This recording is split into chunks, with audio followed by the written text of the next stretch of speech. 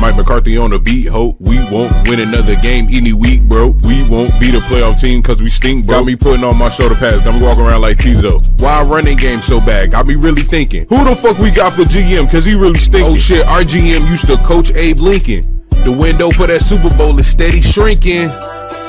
The family matter and the truth for the matter. It was God's plan to show y'all we sorry ass team. We a Super Bowl fraud. Sorry ass team. We a Super Bowl fraud. Hey, hey, hey, hey, pick another team. Hey, hey, hey, hey, pick another team. Sorry ass team. We a Super Bowl fraud. Sorry ass team. We a Super Bowl fraud. Hey, hey, hey, hey, pick another team. Hey, hey, hey, hey, pick another team. Are we locked in? Hell no. Are we going to win? Hell no. Now lose this game. What? Lose that game. Now lose this game. What? Lose that game. What? Damn, this team sucked. Damn this.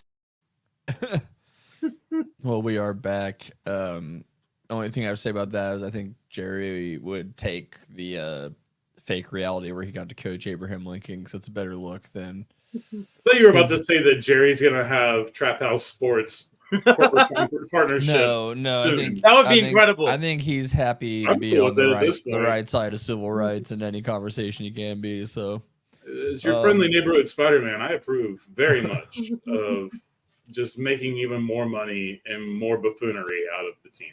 If this is the path, don't half-ass it, whole ass it. Yeah, whole ass, all of it. All right. Well, gentlemen, welcome into the football segment this week for CTE Ball, where we are now going to present to you two halves of content. All right. It's the same segments, just broken up a little bit more. Better hair. Streamlined, hopefully. You know, better pizza, better ingredients, past the rock. But anyway, as always, gentlemen, we got to start with the news and notes of the week. Y'all, you've already heard about it. The biggest news in the game today, it's Anthony Richardson. All right. It came out today that he is getting benched for the rest of the season following, a loss to the Houston Texans. There's been a lot of hoopla, if you will, not to take away from Bethke's segment. I do often, yes. I do hoopla quite a bit. Yeah. Listen, he took a playoff. He took one playoff, and that's a no-no. That's just a no-no as a quarterback. All right. For a lot of normal people, they're like, "Hey, it was just one play."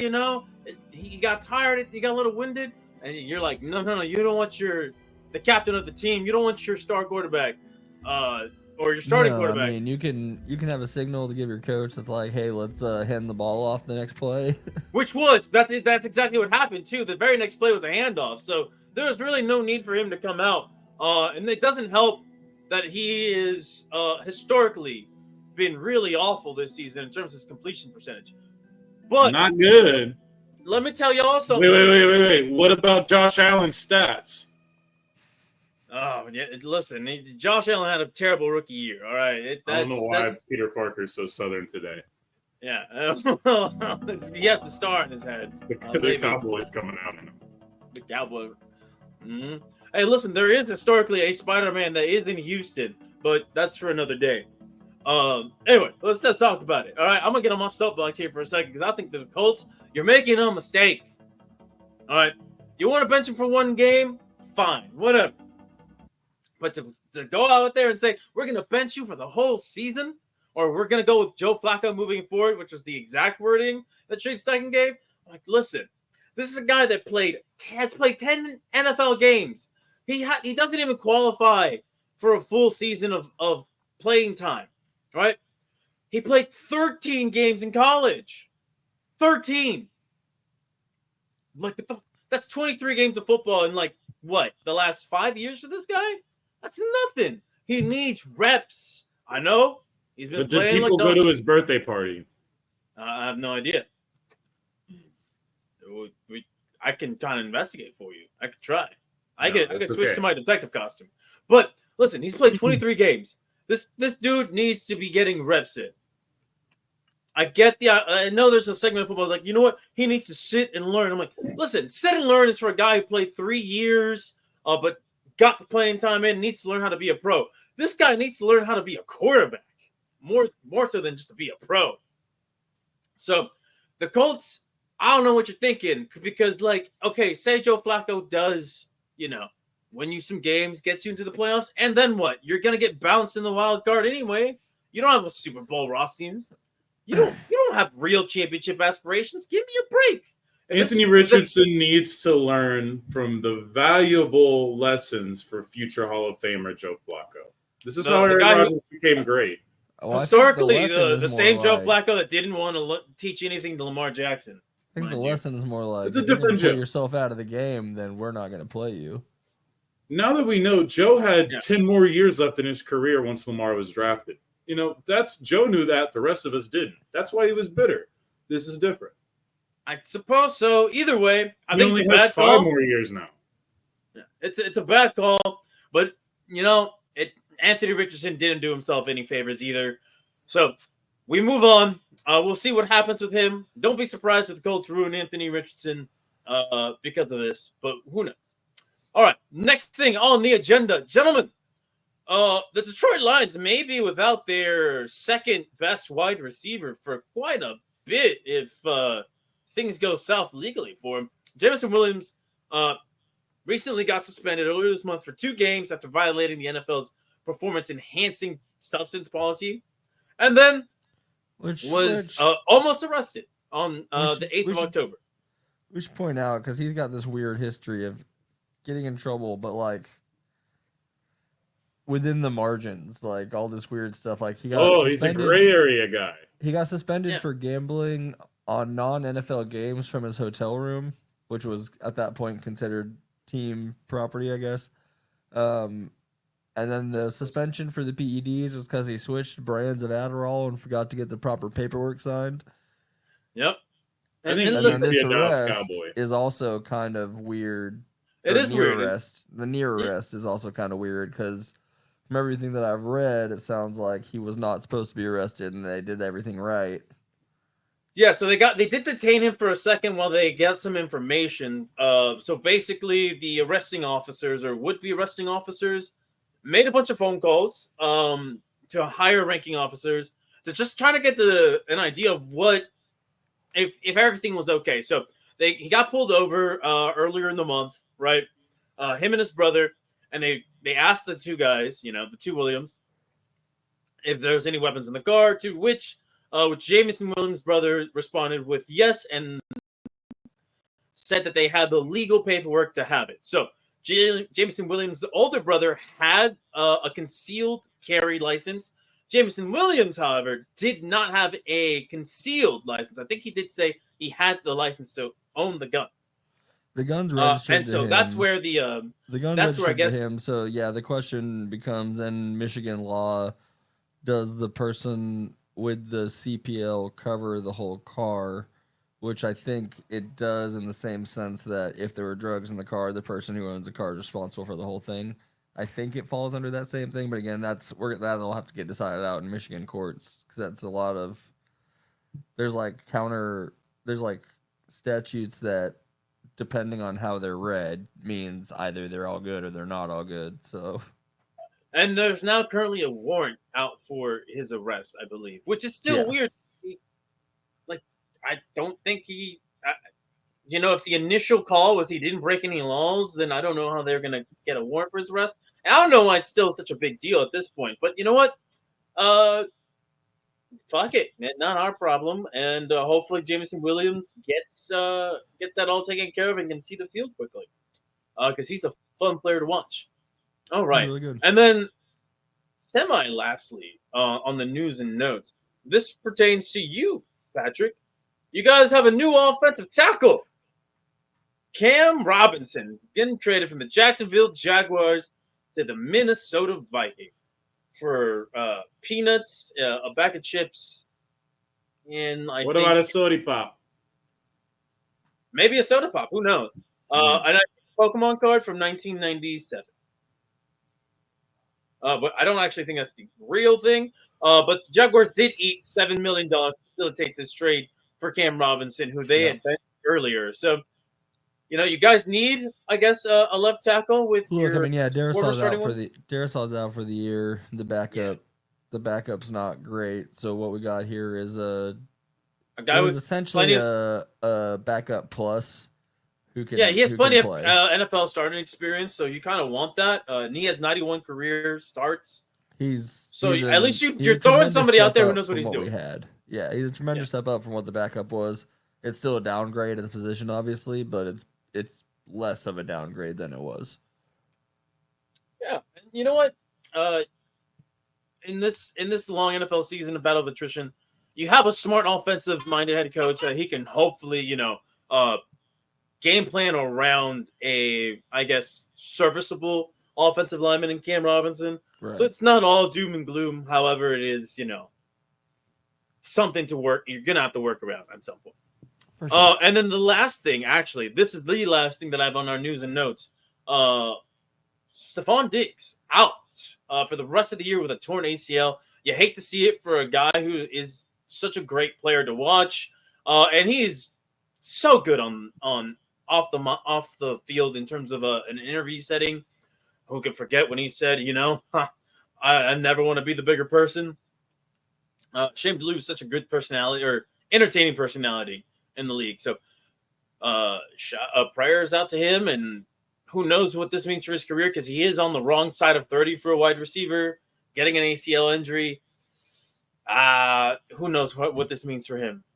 Maybe, who knows? He joins the NFC East. They do love to get old, worn down wide receivers. The Eagles last year with Julio Jones, for example. You can see it. All right. Well, when there's a piece of the pie and there's only so much pie, you have to have little sliver pies, and then there's players like Stefon Diggs, and they have to take the little pieces of pie. Are you telling me that Jerry Jones is going to make two brothers share one pie? Whoa. Jerry Jones has not and never has ever been a part of any situation in which multiple individuals have pied or anything like the such. And you can see the legal team. I'd rather not see the legal team. Anyway, if nobody else has anything that they want to mention over the news and notes segments, I think, guys, we need to talk about something incredibly important, and that is the Pass the Rock Picks Look In of the week. Look at this. The big dog is back on top, baby. I have taken a commanding 1-game lead over Patrick. It's commanding. Yeah, who would have thought the Jaguars and Panthers weren't going to win games in the NFL? And then you just took the wrong team in the mid-off between the Falcons and the Bucs. Yeah, and I'm not upset about that pick. The other two, honestly, I'm most confused about why I took the Bengals. I have no idea why I made that decision. I'm most confused why you took the Panthers. They're starting Bryce Young, and they lost their two starting wide receivers. They're going to haul off and win another one at some point, right? They got to get at least a second win this year. Not with Bryce Young under center. But yeah, that was. There's always time, friends. There's always time. And you know what? Close. It's close, top to bottom. Honestly, Jacob's only 11 back with 10 weeks to go. Yeah, although 11 is still quite a bit. Just a couple perfect weeks, and things are going to turn around.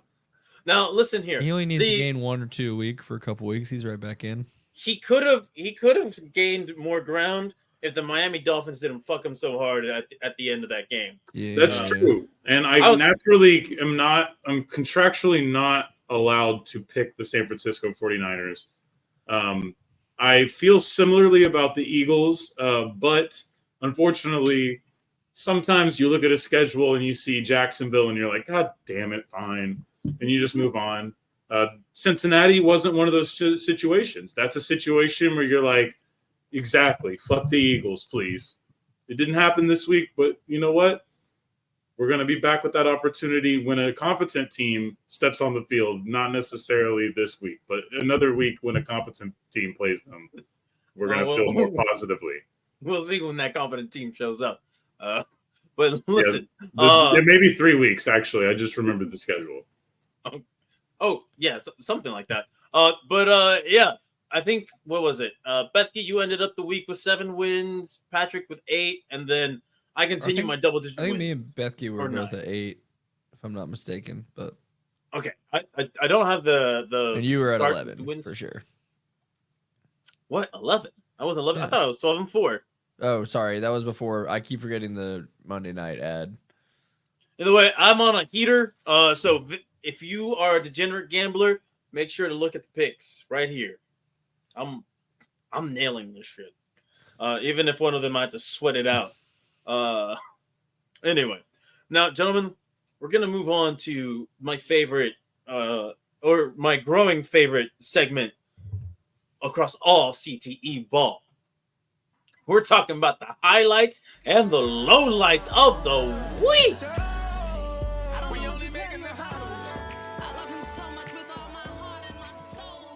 And Shelly Sharp, tell me how you feel about this segment. You lose it, you never win. Oh, boy!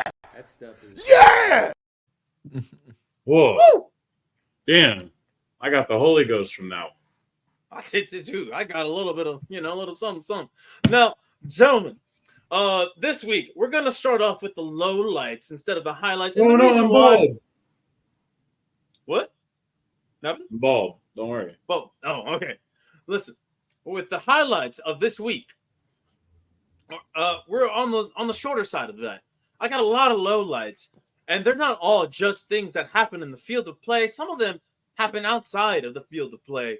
But first and foremost, gentlemen, we got to look inside the brain of a quarterback who's struggling and or is bad. This one maybe just is struggling.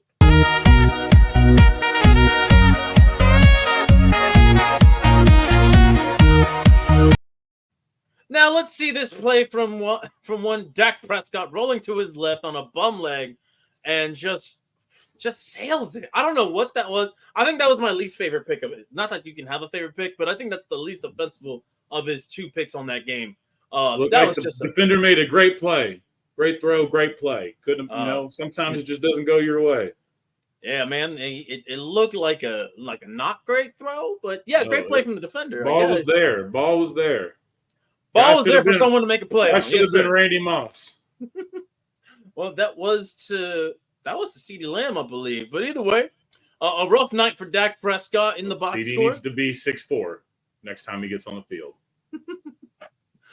He just needs to grow like 3 inches. Here's another low light from this game. And gentlemen, this isn't from a play. This is from whoever the audio guys at were at Fox. Fucking cunt. Want show pressure. That's Kirk Cousins for you. God, Kirk, foul mouth.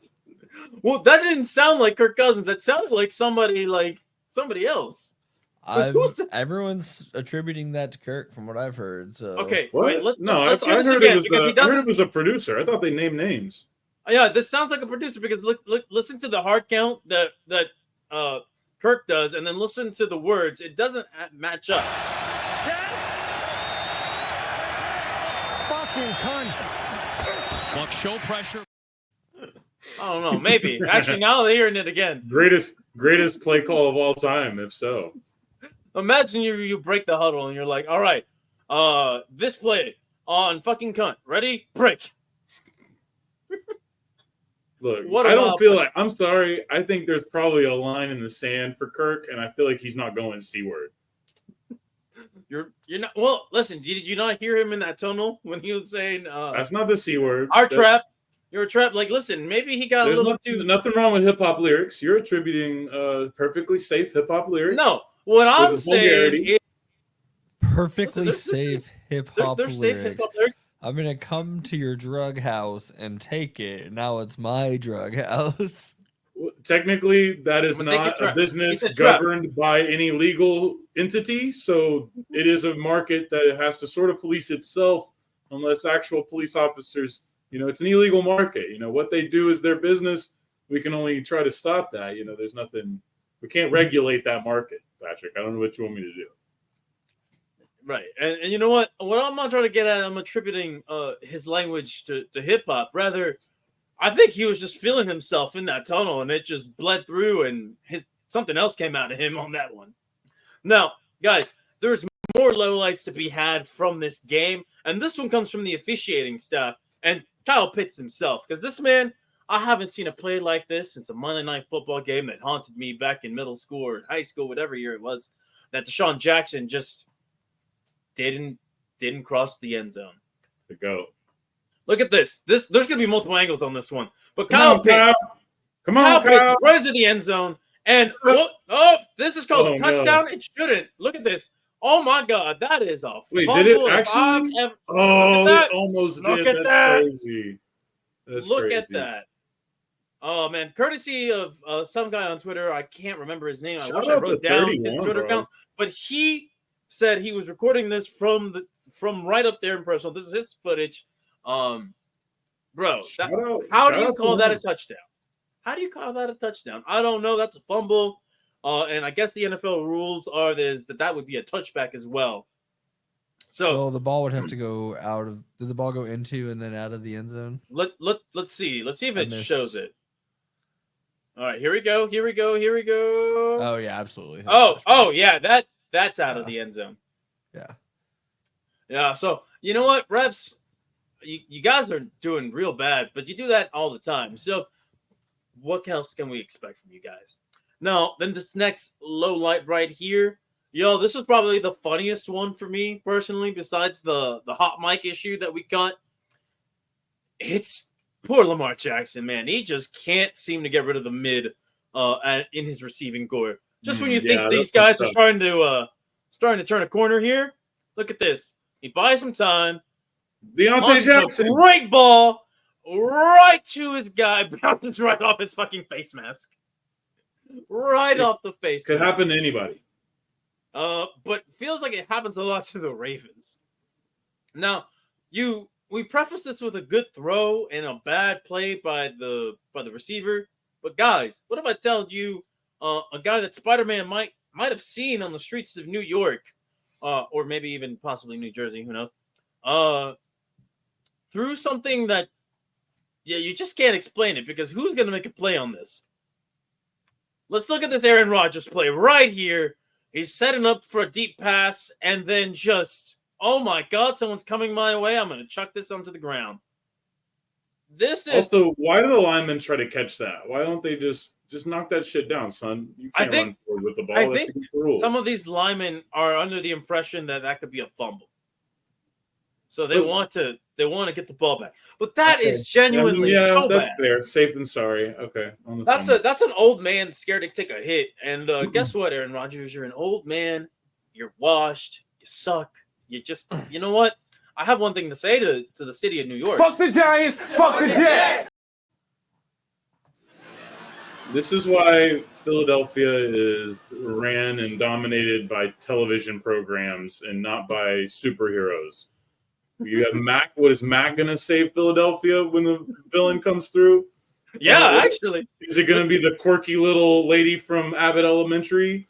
Hey, man. Don't disparage Abbott Elementary like that. That shit's good. Joe but Lewis also, is from here. Listen. Look at my. They have a bigger. Listen, we're not talking about a villain. Thanos is coming. Oh, I got quirky jokes. Yeah, and you know what? They also have the biggest villain on TV, and it's Dennis. All right, let Thanos sit through a system or this is your one of your Avengers is a sexual predator. Yeah, he's a villain. All right. Dennis is not anybody's hero, but he's gonna out a villain of the villains. All right. All I want to say is he's gonna take Thanos to a Diddy party, and Thanos is never gonna want to be anywhere near. Diddy has nothing to do with New York City, so we have to move on now. Yeah, where were you, Spidey, for that, huh? Now, speaking of villains, guys, I'm glad we kind of naturally segued into the talk of bad guys, because the New Orleans Saints is filled with a bunch of bad, just pieces of shit. Look at this right here. This guy is going straight. Same as it ever was. Going straight. Did the other guy try to choke him? What was happening there? Was he just holding him down? I think he was trying to choke him. The angle doesn't help us, but let's look at this. So here he comes, number 93, piece of shit. And then it looks like he's trying to strangle him. I don't know if he did or not, because that's a bad angle to judge it. I think he's just holding him down. Yeah, he's just holding him down. But that angle, it looks like he's Bart Simpson in that boy. Yeah, and listen, he should have. He should have. That's not You okay. You do Assault not is do that. assault. Men on men That- assault is serious. You know, fuck Sean Payton for building up this culture in New Orleans that has stayed since his departure. But gentlemen, Fucking Greg Williams, piece of junk. Yep. piece of shit. Yeah. We're 20 minutes in. We can say these words, Yeah. We're many minutes in. or you can just bleep me out in post. But anyway, gentlemen, these are all the lowlights that I have for you. So as we always do, we got to discuss which one is your personal favorite. Spider-Man, what say you? The brand must stay strong. Oops, sorry. When you say the brand, are you talking about? Yeah. What? Look, I'm gonna do it. Jerry taught me well. Okay, so You're picking. Dak Prescott had the best bad throw of the week. That's how I like to see it. All right, Patrick, what's I think what's that your low Pitts- light? I think the Pitts turnover thing is rough. I'll take that one. All right, I know Could have the happened Pitts to one. a more popular team. True. Thinking of this one, which one just really, I don't know, tickles my brain. It's got to be the hot mic incident that happened on Fox because, there's nothing like an FCC violation to really get the blood going on the lowlights. I am interested in how they treat the NFL compared to the NBA because we hear cussing on it like 50 times in every NBA game. Pretty clear on the rim mics in the mics now. I'm There's sure. I definitely don't know. something to like you're sort of given some leeway on live TV like that, but you'll hear like the mics kind of start self-muting. But I'm wondering if NFL is under more scrutiny because they do primarily day games on the weekends. I would throughout think they most might of be their under slate. less scrutiny because they're the only thing people are watching. But No, that means that they're under the most scrutiny because then they have all the church crowd watching them, right? But is the church crowd watching basketball every night? I doubt it. Probably not. Probably not. At least not a lot. I mean, yes, some, but like in Yeah. in the masses, probably not. Stereotypically not. We'll put it that way. Yes. Well, gentlemen, it's time for us to move on to the highlights. And this one, we won't be able to talk over because part of the highlight not only comes from the play, but from the call made on the play. Let's take it to Washington, shall we? Aguanta Daniels, no tiene con quién. Ahora sí Daniels a lanzar a lo profundo del terreno de juego. Ahí está la recepción. Touchdown. Touchdown de Washington. Touchdown. Está adentro.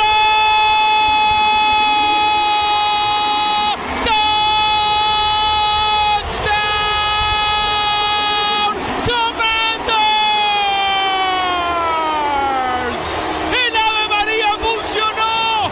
Apareció el 85. Tras un rebote, Noah Brown se convierte en el héroe de todo Washington DC. ¡Enorme! Voila! Noah The Brown. lungs on that man is incredible, honestly. But I There's could about not. 50, there's about 50 different angles you can find of that clip too, which is really why it's a very legendary clip. Yes, and honestly, one of the angles I want, I contemplated putting it on the low light, but Yeah, I it didn't should want be. the play. I didn't want the play to do double duty, so I was like, all right, listen, the Bears are going to bear it up, so it's just still. the one guy though, particularly. And if you didn't know what we're talking about, there's a Bears defender who was talking shit to Not the- just a Bears defender, the one that specifically runs into the play late and then bats the ball clear into the hands of former Dallas Cowboy Noah Brown. That's right. I knew you had to sneak the brand in there somewhere. But yeah, man, that was obviously a contender to be put on the low light. But there were so many low lights, and this play, listen, winning the game on a Hail Mary with time expiring, the positive just kind of weighed the negative for me on that one. And plus the Spanish call was just chef's kiss for me. And now this next play though, guys, this one comes courtesy of a request from our head producer, PK Patrick.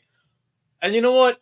I'll acquiesce because anytime I can sneak a punt into the highlights, you best well believe I'm going to put that shit on there. Look at this punt right here. It's a booming punt from one side of the 20. I think it's 73 yards. That you can't do that shit in Madden, bro. Not that Madden has like kind punt mechanics. So I think punting in Madden is kind of easy compared to a lot of things in Madden. Dude, that one's tough. The coffin corner stuff? I think it's tough. Top corner plus it's just vibration. It just vibrates. You just got to find the vibration, right? You got to look where he took that ball from. He took that ball somewhere around his own 20, 15, and then puts it on the opposing. That's a badass kick, though, no doubt. Absolutely. Now, gentlemen, these brethren of yours, these fellow Caucasians, are making some highlight plays week after week, and Ladd McConkey is one of them. Look at this catch and run right here from Justin Herbert. Pretty ball, beats his defender, makes a man miss. That drag. Dude, Ladd McConkey should have had like multiple BAA titles, should have been an all BAA team member. It sounds like the starting quarterback from like a pre-World War II team. That's what I'm saying, dude. There is no way Ladd McConkey is a modern man's name. Not at all. But this is a modern man's play right here. Woohoo! Ladd McConkey went off for 3 catches and 42 yards. Oh, you would never believe the Cleveland Browns used to be the talk of the town. Back when Ladd McConkey was out on the scene. Now, I need you to bring a more southern accent because I think this is what he said to the Saints defenders after he took it to the house. That's how a white man runs a football. Football. That's how a white man runs a football. Ladd McConkey, that's how a white man runs the football, player of the week. But now, gentlemen, I got 2 really good highlights and then one really funny one. I'm going to pick the funny one because it's not much of a highlight on its own, but it's just so funny to look at. I needed an excuse to put this. So, wrong play. This one right here. Watch George Pickens, number 14. Oh, with an elbow drop onto the Giants player. We got to see that one more time. He comes from the top rope. Just unnecessary. I think he might have elbowed his own teammate, actually. So is the curse of being a great Pittsburgh Steelers receiver rapid CTE? It could be. Although George Pickens he skipped the part where he was great. It just went straight to CTE. He went from good. I mean, Pickens was pretty badass for a second there. He came on hot, at least. He had a really great stretch, and then you thought he was going to build on it, and then the CTE kicked in right there. And hey, he gave us this wonderful little diving elbow drop onto his teammate and the Giants player, all right there. No penalty for that? No penalty. Nope. No roughing. No unnecessary. That's why. I think it's clearly he wasn't intending to land on everybody there. That's why this is the greatest sport in all of America. Well, gentlemen. One more reason. I got 2 more reasons to show you why this is one of the greatest sports we've ever had. And it's punt return touchdowns. We're going to start with a 90-yard punt return touchdown. One of 7, I believe, touchdowns from the Detroit Lions on this day. Look at this man making people miss, going up the middle of that defense, and then just housing it. Sure. Oh, my God. And that's against an elite program in Tennessee there. Listen, not every day. Tennessee outgained Detroit by like 180 and lost the game 52-17 or whatever the final was. Dude, very impressive. Jared Goff's stat line was the funniest thing because I think he went 12 of 15, day. 3 touchdowns and 85 yards. He had as many. He's just hanging out for the vibes. That's badass. He's like, look, guys, I'm gonna let y'all shine. We're gonna win. I'm over here trying to tank in fantasy, and I got David Montgomery throwing touchdown passes. Wait, why are you trying to tank in fantasy? It's a dynasty league. Okay, I'm not familiar with dynasty rules, so I'm assuming you're hoping to get a good draft pick. On Ashton Jonte. I mean, is it Genty? I don't blame you. Yeah, I don't know. It's Genty, but we're gonna let him rock with it. I'm worried about the stats. Jonte. Yeah, here we say Jonte. 12 of 15 for 85 yards and 3 touchdowns for Jared Goff on the day. What a day. But yeah, unrelated to Jared Goff, though, we have another punt return touchdown. Maybe not as exciting, but you just don't get too many of these nowadays. So we got to show them. And this one comes from the Pittsburgh Steelers, New York Giants, Monday Night Football game. Though, did it?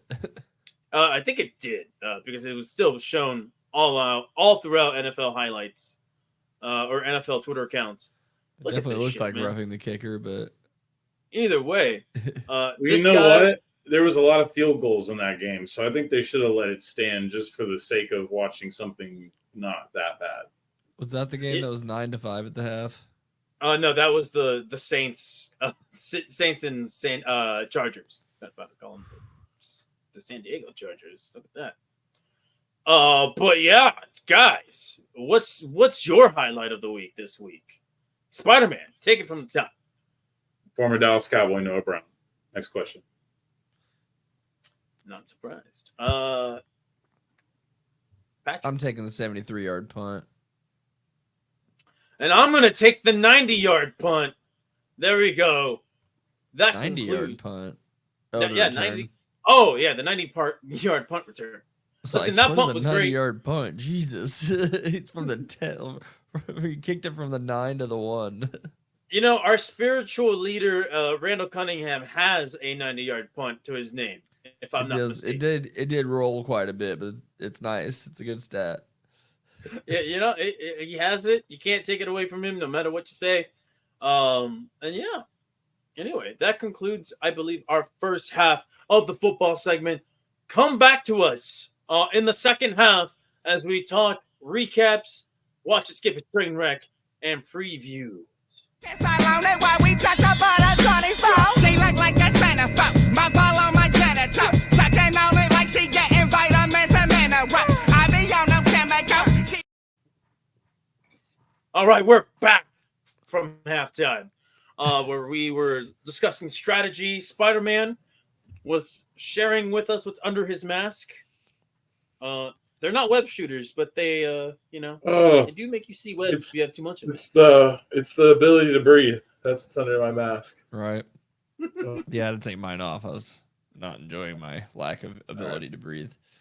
Yeah, I would didn't mind drinking water early. How do I do it to look cool like he did, like Toby did in the movie? You need. You don't want to kiss me upside down doing this? I don't think so. No. If I get an MTV award for it, dude. How could I not be sexiest man alive? Like, I get it, Toby. The mask did all the work. It works, man. Just show that to, your girlfriend and see if it works, and then you got to get back to us. Because if she falls for it, then we know it's a thing. There's a thing there.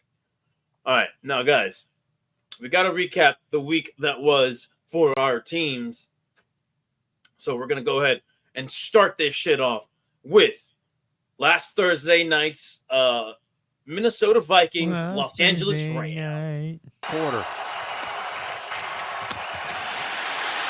Dancing around, sack all the way back at the 40-yard line. You had Verse coming in. And LA. What the fuck, Minnesota? What was that showing? Listen, we all picked you. You had this in the bag, right? You come in, you're the healthier team.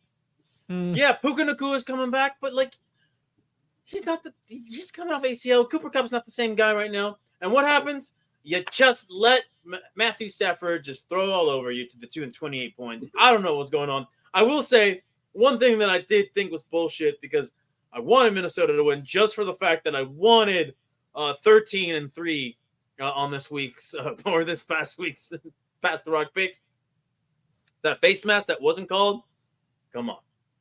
I know it's Sam Darnold, and he's not a star in this league, and he's not going to be privy to these calls. But you saw it right there. It was right in your face. It was right in your fucking face. Why didn't you call that? You fucked me, NFL refs, on these picks. But you know what? I'm not actually that heated about it. Somebody who could be heated about it is our resident Vikings fan over here in my, I don't know what direction I'm supposed to be pointing to. Up. Patrick, tell us about this game that you did not watch. It's Thursday Night Football. They're never good games. No one should be playing Thursday Night Football if they play it on Sunday. That's a terrible idea. They're never going to play their best. You might lose a lineman for the rest of the season. Who knows? I'm not too worried. I mean, that call sucked. It definitely ended the game, but the Vikings still needed to drive the whole way down the field with no timeouts. But again, I mean, I don't take much from that game. It was you had 3 practice days at most, and I don't take much from Thursdays. It's fine. All right. We'll be all right. Vikings on a 2-game losing skid, but they have a chance later this week. Schedule looks pretty good. So there you go. All right, now we'll move on to I think Sunday. I think Hawkinson should be back next week also, which will be huge for the offense if that's true. He's gonna have to shake off some rust though. Just to even having him out there is better than not having him out there. Not wrong. Yeah, and we'll be seeing the Minnesota Vikings up against Indianapolis Colts on prime time, which, God, that game just does not scream prime time to me. But we'll talk about that. The Vikings regressing to the mean. And is I mean, the that Joe was always. Flacco Yeah, that was also Hall of Fame case back on. Well, once again, we'll find out. Are the Indianapolis Colts going to win the Super Bowl? Doubtful. X to doubt, dog. I'm pressing. But you can X get some to doubt really on good value there. I mean, yeah. Put down $10 and see what happens. All right, now we'll move on to the noon game. I finally have something to be happy about, gentlemen, and let me show you one of the plays that really got me out my seat. Here for the Eagles. Fake it to Barkley. Hurts, sets, throws, looking for the home run ball. End zone! Devontae Smith! Touchdown! Over the shoulder! Spectacular! All right, I'm about to talk my shit for a minute here, fellas, even though most of what I'm going to say I don't even necessarily believe. But I got to rep the brand, all right? Just like my buddy Bethke here, he reps the brand hardcore, always, no matter what. You have to. So I'm going to talk my shit. And first, I got to talk about my franchise quarterback, Jalen Hurts, who found his swagger in this game. I think I got my swagger back. Oh. What a terrible AI video. But listen, he goes 16 of 20 for 236, gets that touchdown, that beautiful deep ball to Devonta Smith, puts 3 TDs into the ground, or puts 3 TDs via the ground game, rather. Put the Bengals into the ground. That's right. We stomped out the Bungles in this game. It was not looking pretty early in this game.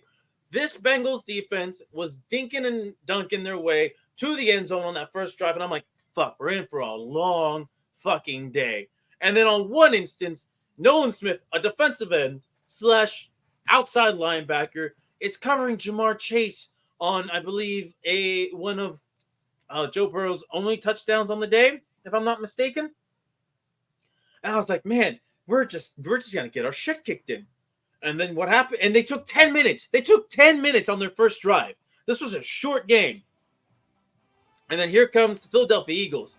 5 minutes left in the first quarter. They are driving. Can they finally end their streak of 0 points in the first quarter? No. But they finally scored on an opening possession. Kick a field goal. They're down 3-7. What happens? Bengals, they go up 10-3. We match that right back. And then as we continue on, Jalen Hurts finds his groove, finds his rhythm. He had 3 throws near or in the middle of the field. And I'm like, this looks like 2022 Jalen Hurts. I'm not smoking dick now, am I? I'm not. I don't smoke. You smoking But, hey, dick? Not smoking dick. I forgot the first time I heard that, but it was the funniest thing I ever heard at the time. But listen, the Philadelphia Eagles bounced the fucking Bengals at home for the first time in their entire history. They got their first win in Cincinnati. They did it with defense. They did it with offense. Hell, even the special teams unit chipped in here and there. And if anything, Jalen Hurts just proved himself to be the more successful 2020 quarterback taken. I don't know if I believe that or not, but I'm just going to say it. Anyway, we won. I felt great. This was the first real feel-good win of the season for the Eagles. Can they build on it? Who knows? We have the Jags next. Don't fuck up against a team that sucks. And then we're just going to roll into Dallas with some momentum, maybe. Speaking of which, let's move on to the Dallas Cowboys and their continued woes against the San Francisco 49ers. It's the window around the edge. He should go down, and he does. Great awareness by the rookie at the 2-yard line. Now, this game, was it ever in doubt? Yes and no, because I can't trust either team. San Francisco has not been looking great. Dallas hasn't been looking great. Something had to give on this game. And lo and behold, the Dallas Cowboys continued struggles with offensive design, the lack of depth the lack of playmaking from the wide receiving room, and the lack of a push from their offensive line to get the running game going really forced the hands of Dak Prescott. And we saw some pretty bad picks in this game. He's soaring into tighter and tighter windows, it feels like, every week. I don't know where this team just does not play complementary football with one another. But I want my audience to hear from the perspective of our resident Cowboys fan, Jacob Bethke. Take it away, Bethke. What did you get from this game? What did you see? What did you feel? Just give it to us all. Ayo, first and foremost. Second of all, this is the first game I turned off well before it was over. I'm not even going to lie to you. But that was mostly just because I told you, Patrick didn't believe me, but it was very early on and obvious in that New Orleans game that Bozo the Clown was staring me in the face once again. And that's okay. I made peace with it that day. Now, I realize that the Cowboys have still kind of gone up and down. I think they're going to continue to do that. I still feel very confident that they are now an 8-9, 9-8, whatever version of that happens to coin flip happens to work out. That's what this group is, and that's really them maximizing their potential. So every week I'm just like, let's fucking see what we got today. This one was a whole lot of bad, but I was like, you know who also sucks? The Giants. Wrong San Francisco team. The 49ers. The 49ers suck ass. And honestly, that was just one of those games where if we won, hell yeah. If they lost, embarrassing for them more than anything, honestly, because it just was bad. It was like hilariously bad in a lot of ways, but like not that bad. It wasn't that like funny either. It was just kind of the same old. So it was kind of boring. That's why I just turned it. I was just like, all right, we know this one. And then they did the fake comeback, which was fun. I like when they do that. That gets a lot of fun narratives started. That gets all the stats, and then with the game on the line, goes 0 for 4. I respect it. Yeah, which he did go 0 for 4 in that last drive. So I feel good about it. You know, I think that you're looking at a program heading in the right financial direction. You know, next year Forbes is almost a shoo-in to put that number one spot right back where it belongs to be. You know, we'd like to thank all the other people contending for this spot. The New York Yankees think that they're going to try to win a championship and get back to the top slot. Ain't happening. Golden State Warriors, Boston Celtics can chupa, you know, the nuts, the sacco. When it comes to winning titles, no one does financial titles quite like the Dallas Cowboys. So that's what we really need to be thinking about. Wait, Bethke, you said something very important there. You talked about nuts, and nuts became a great topic to talk or subject rather after the game. Something happened revolving nuts this week. I think so. I think we should take a look. Let's see this. Blue Star sponsored content. Here we go. From that, out of that whole play, that's what you took from that. You don't know football. You can't do nothing that I do. You can't go out there and do nothing. Stay in your lane, buddy. Stop playing me, bro. Just asking the question, Trayvon. I mean, I'm happy to have you answer the question. Out of that whole play, that's what you took for that? That's what you got from that whole play, that's what you got from that? I'm asking you. We can talk about it more. What were you doing then?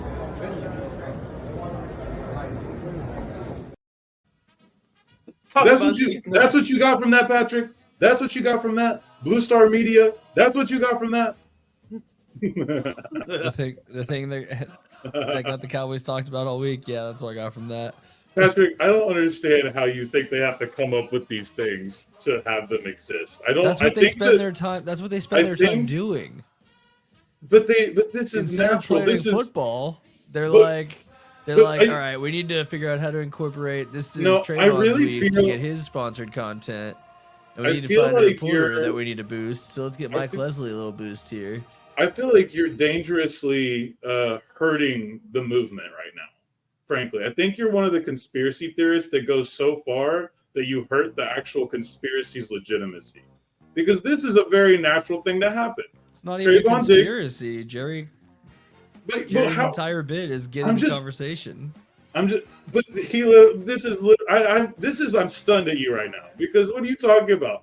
A player? Did you go put Trayvon Diggs' face back on the screen? All right, just get. Out of that whole play, that's what you took from that. You don't know football. You can't do nothing. Look at that. Does that look like a man who is seriously going to handle himself with composure after a tough loss? Does that look like a man who is thinking about the brand in the media? And then Mike Leslie is a really awesome dude. He is not usually either state media or very adversarial. He is a very normal, like, middle ground type in the media, and he admittedly did fuck up and was wrong on the play. He misread. He was wrong.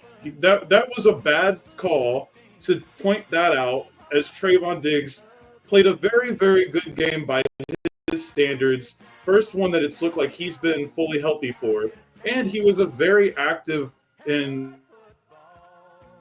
like I made the comment a week ago or so. He can tackle and will tackle when motivated. When motivated, Diggs does play good football. He played a lot of good football in that game, and it looked bad on that play. Honestly, I thought he did have a bad play, but then they tell me it was a back block that he was worried about or whatever. So even that play apparently wasn't as big of a sin as it might have looked. So understandably, player gets pissy about something after a bad loss. Reporter thinks that he's smarter than he is and oversteps. It's a natural situation. Now, Is it an overstep to literally do your job? well, he was wrong. It's okay, but you're wrong. You don't be wrong. You're a journalist. Like, you want to ask being tough wrong questions. isn't overstepping. But Mike Leslie did nothing wrong here. He could easily Yeah, he decide did. later. He said he literally tried to press a player about something he was He didn't wrong try to on. press the player. But he asked him. He had, The like, player he came was- out of the locker room to confront him. Okay, it was a tweet, whatever. I mean, that's really the worst part is he's looking at the tweets. Well, he didn't look at the tweet. He didn't have time Whatever. to look at that. He's got 20 notifications from other people telling him about it. So the point of the situation is the guy was wrong because he's doing worse now. Now you're taking Twitter clips and you're not even, you know what I mean? It's fine to say that Leslie was wrong too. It's okay, Patrick. Two parties can be wrong here. It's okay. We got a great sound clip from I'm it. so sick of this athlete bitching shit saying stay in your lane. His lane is literally to cover sports. What are you Right, talking but he about? was also wrong. So the Okay, but athlete had his that's right not to the stand up point, for though. himself. I don't understand why the athlete can't stick up for himself. He looked like an idiot doing it. Like Diggs I made mean, himself yeah, that's look the point. foolish. That's my point. There's no reason to do that. Well, but it's emotion. Little- Like, what are you going to tell him to not be emotional after that? You know, taking another bad loss. Oh, so you're just not responsible for your actions if you're emotional? Is that? Well, you are, but at the same time, like, I just don't understand where it just feels like you've stuck your side. You're like, you know, I don't like when these players talk out of turn shit with this. No, one. not what I said. That's the type of thing that they're saying that I don't like. You're the type that's happy to see Nick Bosa be able to finally wear a hat. Are you insinuating he's part of the shut up and dribble crowd? No, I'm just saying No, it's just a. but it's a I sign will of the give you bad. this. It's a sign of the bad culture when a player reacts like that. I will give you this. That's the point. There's zero chance that Trayvon Diggs actually went and bought those nuts that he gave to Mike Leslie to bury that. Yeah. That the PR team definitely handed him those as They're he like- came into the facility. Yeah, they're like, hey, just go apologize to him. It doesn't have to be sincere. Give him these nuts and just laugh about it later. In related news, Stefon Diggs is probably not playing this week now. So that's your Cowboys wrap up.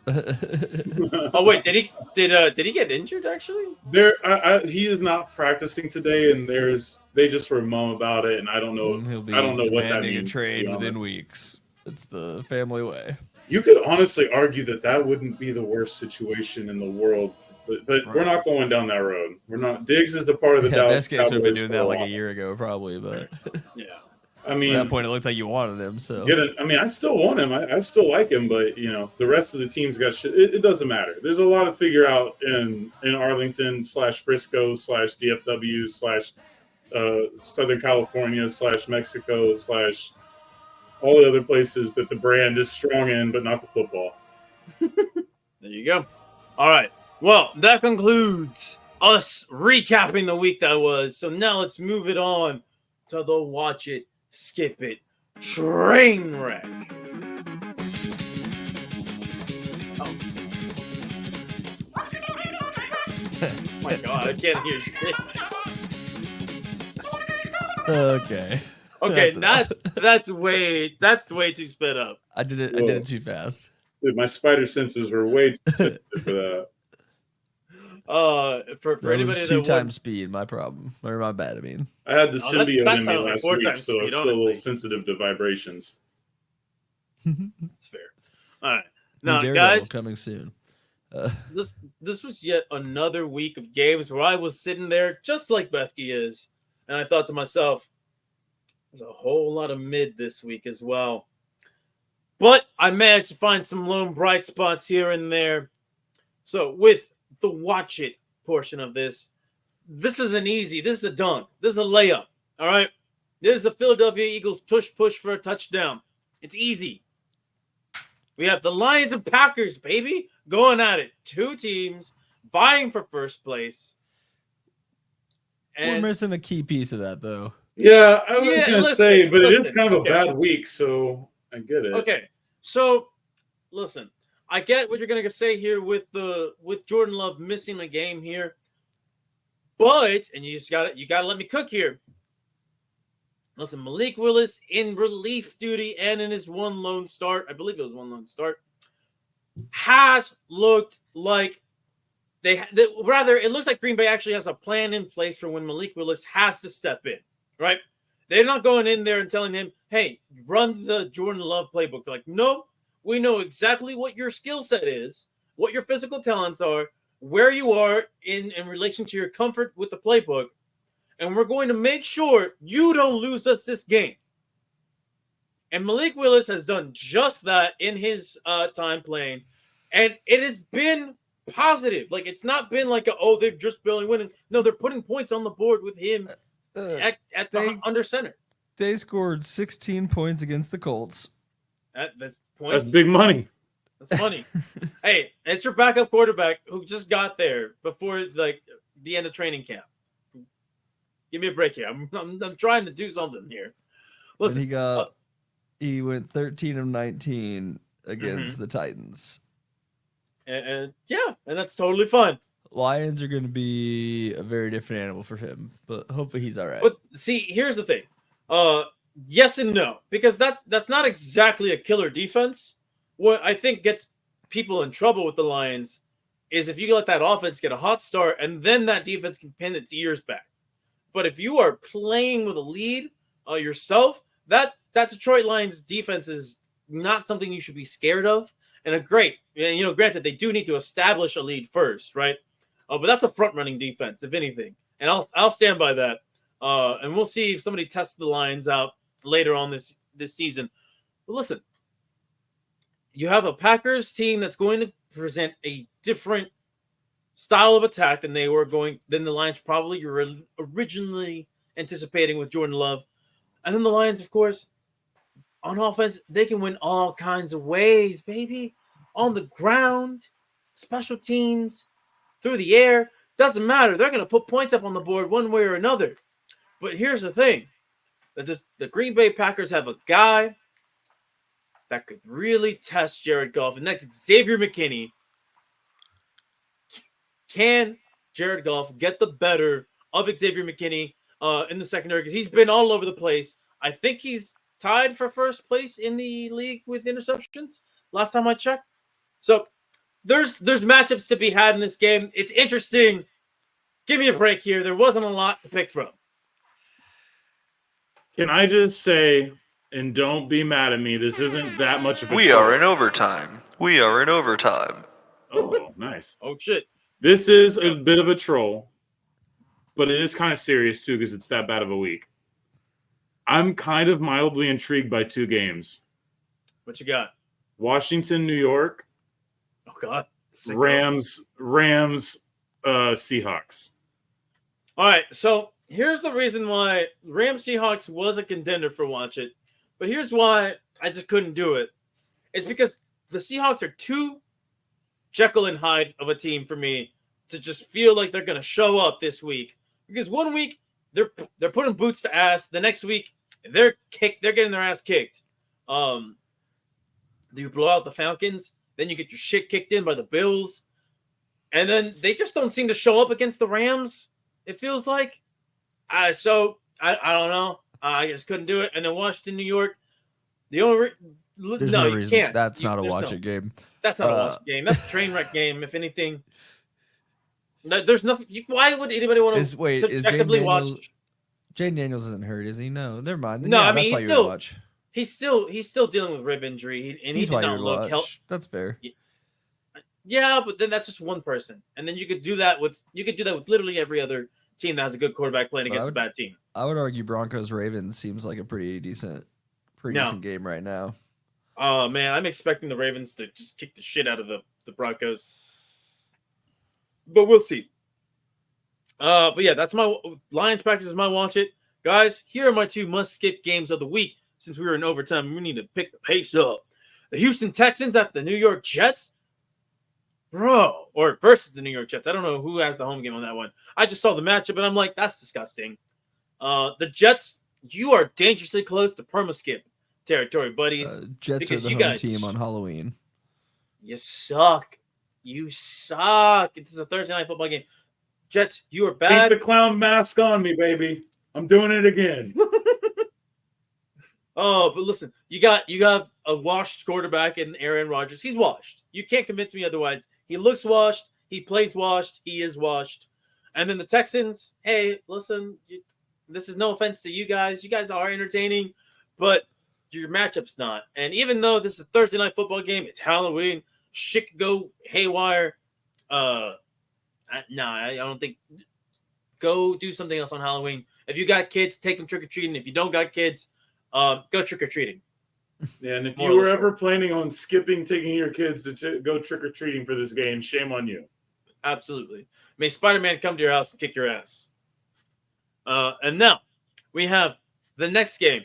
Another team that's dangerously close to the perma-skip. It's the New England Patriots against the Tennessee Titans. Now, the Tennessee Titans, this game could have been train wreck material, but because the status of Will Levis is still up in the air, this game goes from train wreck material. No, my goat's coming back this week. Believe that. If he comes back, then this will be a train wreck game, and I cannot wait to have our glorious low-light savior back in our good graces. But yeah, there's other games that could have been skipped, but these 2 just seem like the most egregious. And yeah, lastly, we have the train wreck game of the week. Why is this a train wreck? If you guys are looking at the rundown, you're like, this doesn't look like it could be a train wreck. Not until you realize that these 2 quarterbacks are going up against each other, lead the league in interceptions. Hella turnover-worthy plays.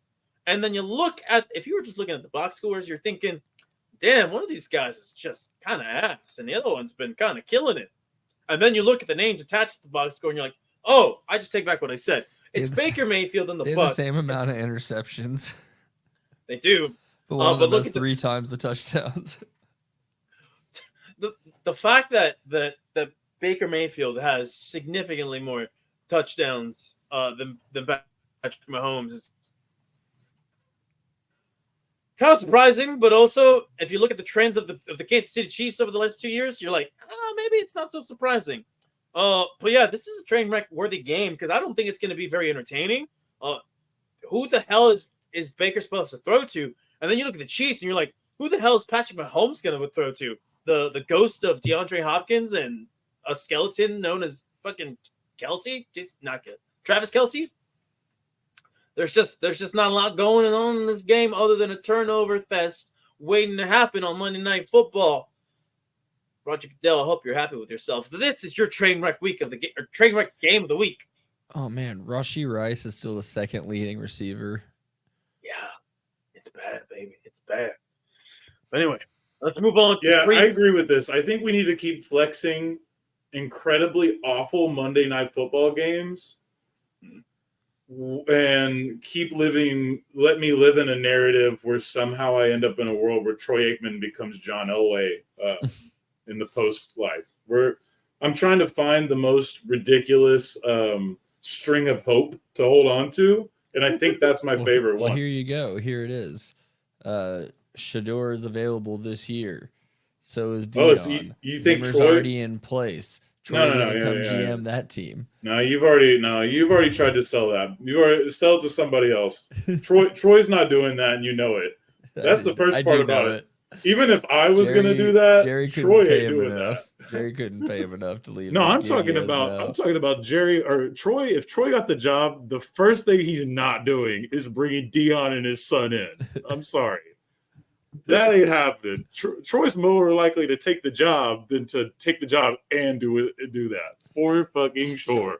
But anyway, think how fun it would be. Then Irvin could be like OC. No, we don't have to go that far into the nostalgia trip. It's just to dip your toe in it. And Zeke might need a job next year. He could probably be like offensive line coach. No, Zeke's going to be starting running back again next year. My team's too busy. There's only so much pie. Trying to recreate sex boats, so there's still only so much pie, And I don't know what Philadelphia's doing. They're just yelling stuff. Yeah, we're just dealing with Nick Sirianni, which is they're just producing way too many fucking television shows about themselves. You seen the cartoons thing there's a cartoon one now. It's a cartoon one of what? Look, I like It's Always Sunny. Abbott Elementary is funny. They're animating It's Always Sunny? Is that what you're getting at? No. I love It's Always Sunny. Just a generic Abbott Elementary is good. Show. Stop. We don't need this much Philadelphia content. Who gives a fuck? And I'm not even being a hater. I'm seriously asking, why is there this much Philadelphia content? We don't even have this much New York and LA content anymore, do we? The last decade was Chicago on CBS, so now it's... Oh, dude, you're right. There is a whole Chicago universe. There's a whole universe. Now it's Philly's turn. Yeah, I feel like you're turning your ire at the wrong city at this one. I'm just got two Philadelphia shows. I'm just three. No, you're counting this stupid animation thing. I don't even know what it is yet, but yeah. But it exists. Is it at least good, or is it not aired yet? I don't even know. I don't know. It doesn't look like some shit I'd ever watch. Heard. All right. Well, let's just go ahead and talk about things we are going to watch, gentlemen. And that's our teams this week as we end this overtime segment. All right. We have the Dallas Cowboys at the Atlanta Falcons. That is your noon game of the week. Fucking cunt. What happened? What happened? I was just doing Kirk Cousins. Yeah, bro. Kirk Cousins. Kirk Cousins. Okay. I thought you were calling cut. I was like, oh, wait. Are we cutting there? No, Kirk Cousins new cadence where he just yells fucking cunt. Fucking cunt. Fucking cunt. Well, I don't know if he's going to yell this at during the game, but maybe he will. No, that's what Tom Brady's going to be yelling for watching another Cowboys game. At least he doesn't have to hang out with the team during the week. He's not allowed to. Can he go on the tours? Is he allowed to go on the tours? He's got to pay. Oh, love that. That is wild. That they're allowing that's happening with him. But you know what? He's not that bad. He could have been worse. I thought he was gonna be more. Honestly, more what they should be doing is getting these guys to come in for like 1 or 2 years and then just getting out of there, and then we'll all just think they're all great. Alternate them, yes, sir. But like let's talk about these two. Came in and dipped. Yeah, sorry. But my Greg Olsen. Greg Olsen's still great though. I'm also still. That's all I hear when I hear Greg Olsen's You can name. You can feel like Greg Olsen was wronged and also shut the fuck up about it. Both of those things can happen is how I feel about that opinion. I feel like he was wrong, but I don't care anymore. We've moved on. True. I don't like any football broadcast at all. So it's done, guys. Let it go. It's over. Exactly. Live with your fucking new daddy, I guess. I don't know what to tell you. I don't know. Brady's having a midlife crisis now that what's her name's probably. Yeah. Will the child inside his heart rise above? I highly doubt it. Will it sail through the changing ocean tides?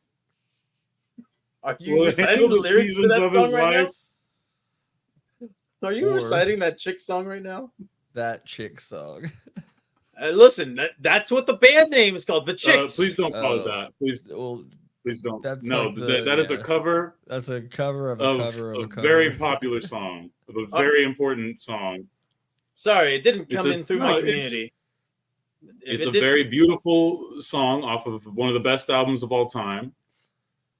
It was written about the artist's father. A million TV shows. And stuff. Okay, let me tell you this. I didn't see that album being sold at the Grand Prairie Flea Market when I was a kid. So Cowboys Falcons. How gay can it be? Fleetwood Mac rumors. It's a bunch of white people fucking each other and singing about it. It's great music. All right, I'll give it a shot. But also let's get to this game. Here we are, just skating around. It's the Cowboys at the Falcons. All right. There's not much to be said. This is going to be a mid-off. All right, this is absolutely a mid-off, and this is why you have the Falcons. Yeah, they're 5-3. They have a negative point differential. Figure out Kyle Pitts, maybe. Yeah, it's a negative point differential team, and that's for good reason. They're not that good. At home, they're 2-3. The Dallas Cowboys with a negative 48-point differential. They are surprisingly good on the road, 3-1, but 1-3 in conference. The Falcons 5-1 in conference. Something has to give here, gentlemen. So here is my my preview for this. All right. You're going to have a 21-20 nail biter. The last team that has the ball is going to try to kick the winning field goal. And here's what's going to happen. Both kickers are good in this game. The winning kicker is the one with the better name, and that's Younghoe Koo. He hits a 50-yarder for the win. What the fuck kind of game are you? What are 23-21 kick field goals? Oh, yeah. Okay. Yeah, it's absolutely it's gonna be a field goal. Okay, I see. Is Brandon Aubrey not still the leading scorer on? He's trying to put somebody down for a hard criminal offense right now. That's the other thing to think about. he's doing jury duty this week. He's got bigger fish to fry than the Dallas Cowboys, guys. Don't worry about it. That's correct. But yeah, you just get a hella kicks in this game. I just have a hard time reading each team. Although I guess it's becoming more and more clear with the Cowboys. With the Falcons, I still don't understand this team. I really don't. You should not do anything with the Cowboys at all. Just don't bet on them again. It's the same thing because they're just as likely to win a stupid game. I'm telling you, they're not going to go into the toilet bowl altogether. They're going to be annoying enough about this. One of us. They're going to be annoying about this the whole way into their take. Into the final of whatever this season is, it's not going – trust me, I do want to tank a little bit if it's going to be shitty. I just don't believe in it. I think that this is such a perfectly mid machine. Maybe it's actually a little under mid this year, but it's still close enough to mid where I just got to feel like they're going to keep – Oh, did we lose Bethke? Oh, you're back. All right, lost you there for a second. But wait, what did you say? I was in the Spider-Verse. I was in the other Spider-Verse. I'm sorry, Madam Web needed me. Fair enough. Well, I'm guessing that you have the Cowboys here going 77-0. No, I think it's gonna have to be a 70-0 win. It's going to be some points missing this week. I would say. Yeah, they're going to give Trey Lance some reps. So, I mean, all jokes aside, I do have to look at this offense and this staff and be like, it's so miserable that you guys aren't even going to throw out one Taysom Hill package. You're not even going to give me that. Just do it. What do you got to lose, you fucks? Just do it. Yeah, they're already going to lose their jobs, or they should. But it doesn't. The consequences of your actions are clearly not relevant. So just do something fun. That's a great bar right there. All right. Well, let's go ahead and move on to the next game on the agenda. The afternoon game that got flexed out of primetime for Patrick's Minnesota Vikings. It's the Eagles at the Jags, baby. Or no, at home against the Jags, rather. And in this game, Doug Peterson comes back to town. He gets to walk by his statue of him and Nick Foles when they won the Super Bowl way long ago.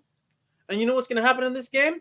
This is probably the game that gets Doug Peterson fired because they're going to kick his team's ass, baby. Listen, you look at Jags. Offensively, they are in a rut. You look at the counting stats, Trevor Lawrence has actually not been that bad. You look at the film, you look with your own eyes, and you're like, you could still see some good throws here and there, but just something's missing. Something's missing. He's not living up to the hype. And the Jags are a mess on defense. And then they're a mess offensively with their play calling as well. This is a bad Jags team up against the Philadelphia Eagles, who are coming off 3 straight wins, and they have been handling business against bad teams, minus the Falcons. And it just seems like they finally got the groove back. Jalen Hurts, he's playing efficient football. The game previous to this one, he left some throws out on the field, I'm not going to lie. But in this last game, he was firing on all cylinders. He looked like the old version of himself from 2022. It looks like the guy who won that big-ass contract and went toe-to-toe with Patrick Mahomes. Can he keep building up on it? I'm not sure. But we get a good test this week against a bad team. And then, of course, Saquon is Saquon Barkley. He's explosive. All right, he's incredible. This wig is starting to get on my last nerves, guys. All right, there we go. Had to take off the wig cap, too. All right, listen. This one thing that I need to see from somehow you look like Ice Cube playing a priest. A priest? Priest. But like an Eagles fan. Not an Eagles fan. I'm just an Eagles priest. Bizarro Ice Cube. Bizarro Latino Ice Cube. I just came out of Misa, as they would say. All right. This Eagles defense, though, I need to see you come out in a hot start.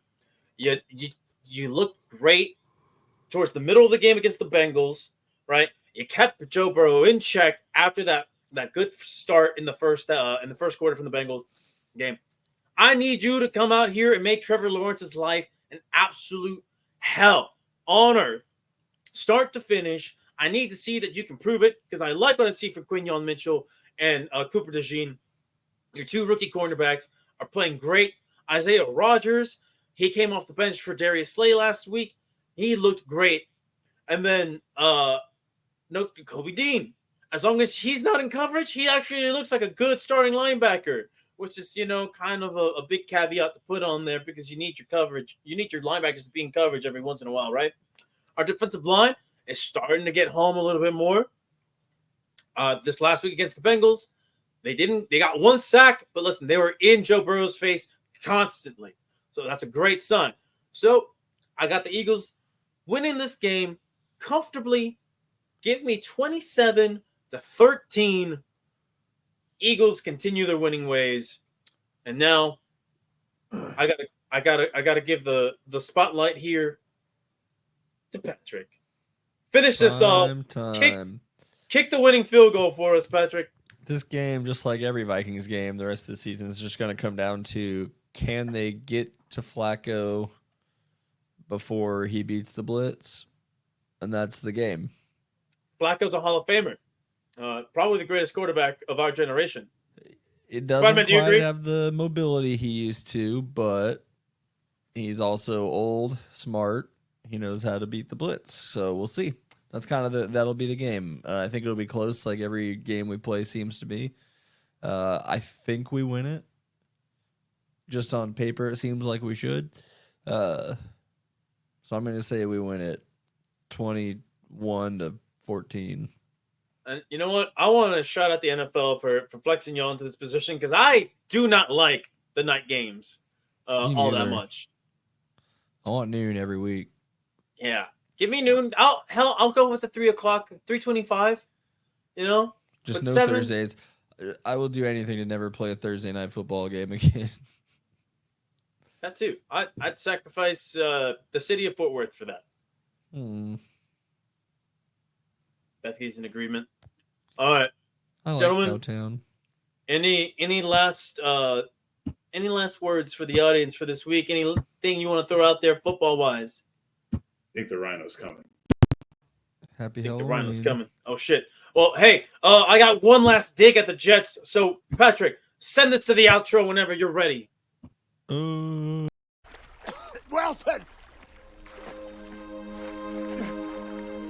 Wilson! I'm sorry!